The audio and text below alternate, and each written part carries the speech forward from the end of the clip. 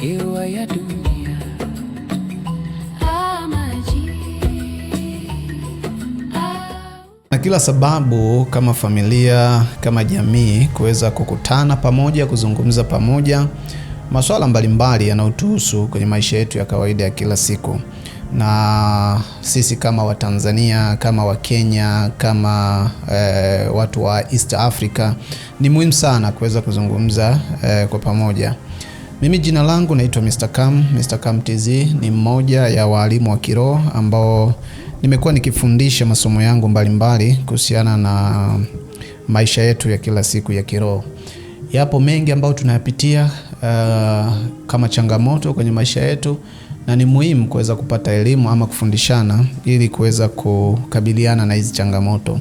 Changamoto zenyewe zinaweza zikawa zimegawanyika katika namna nyingi ambazo pengine mtu asijue zikapelekea mtu kupata matatizo pasipo yeye kujua. Inawezekana changamoto hizo zikawa zimesababishwa na kitu fulani au jambo fulani. Watu wengi tumekuwa tukichanganya kati ya matatizo ya kisaikolojia na matatizo ya kiroho, ama matatizo ya kulogwa ama matatizo ya uchawi. Ni muhimu sana kusikiliza mada hii kwa sababu itakufungua kwa asilimia fulani hivi.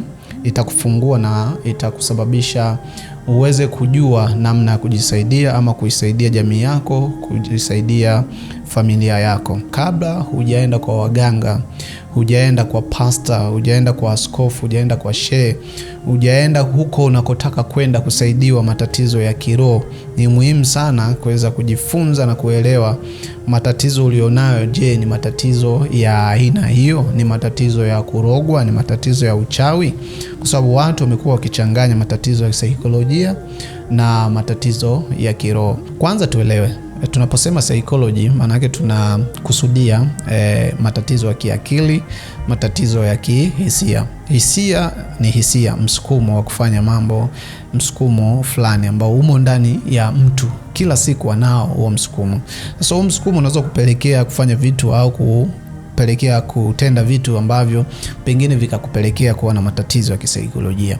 Lakini akili pia vile vile.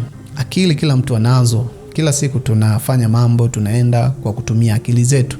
Lakini hizo akili na hizo hisia zinaweza kupelekea mambo kadhaa. La kwanza ambalo unatakiwa ulijue ni kuwa na stress. Stress kila mtu anaweza kuzipata katika mazingira yoyote, kutokana na mtu ambavyo yeye mwenyewe anavyoishi kila siku. Pengine yupo na watu ambao wanampa stress, pengine yupo kwenye mazingira ambayo yanampa stress.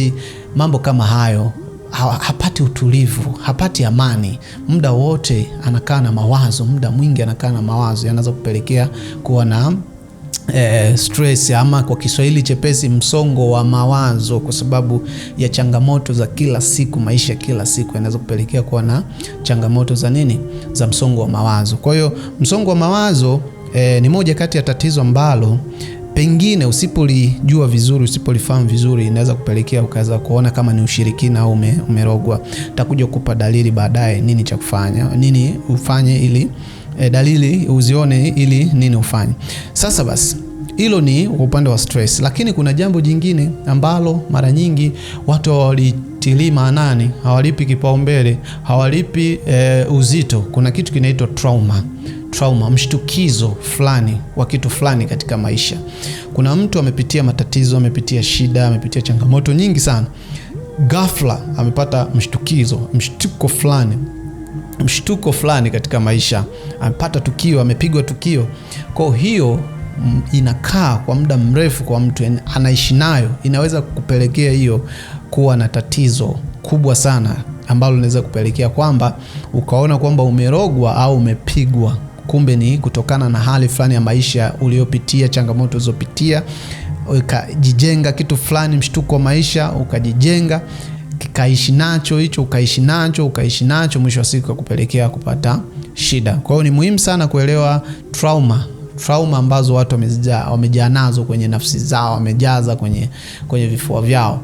na tukio mtu aliwahi kupigwa, aliwahi kushtukizwa, aliwahi kushtuka la maisha kubwa sana ambalo mtu anaishi nalo tu, hilo linaweza kupelekea wewe ukapata matatizo makubwa sana kwenye maisha yako.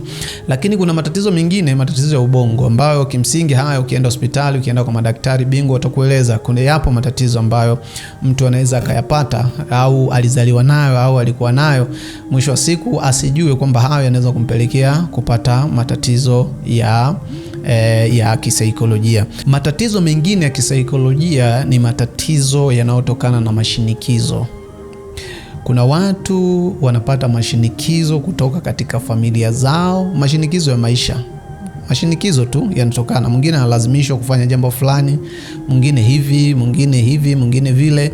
Mashinikizo ya familia, mashinikizo ya kazini, kuna mashinikizo katika mahusiano, mapenzi haya, kuna mashinikizo ya fedha. Umeona, mtu anapata mashinikizo kila siku, msukumo ya ili fanye hivi. Yale mashinikizo haya yanapelekea kupata matatizo ya kisaikolojia, ambao mwisho wa siku yanaweza kupelekea kupata dalili fulani kwenye maisha yako.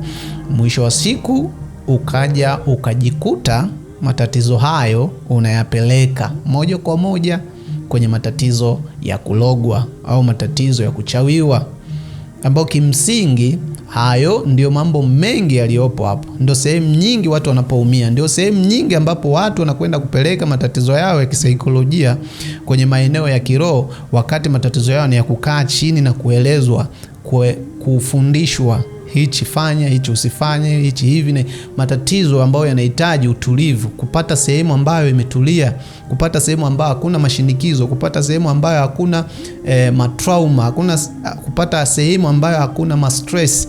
Upate sehemu iliyotulia, relax.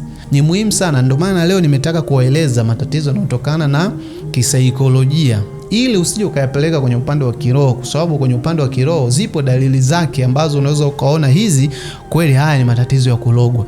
Lakini kwa asilimia kubwa ambao tunawaona makanisani, tunaona msikitini, tunaona kwa waganga, tunaona kwa sehemu mbalimbali ambapo wanakwenda kupata msaada wa kiroho, hayo matatizo yao sio matatizo ya kiroho, sio matatizo ya kulogwa, ni matatizo ya kisaikolojia. Ni vizuri zaidi kuelewa psychology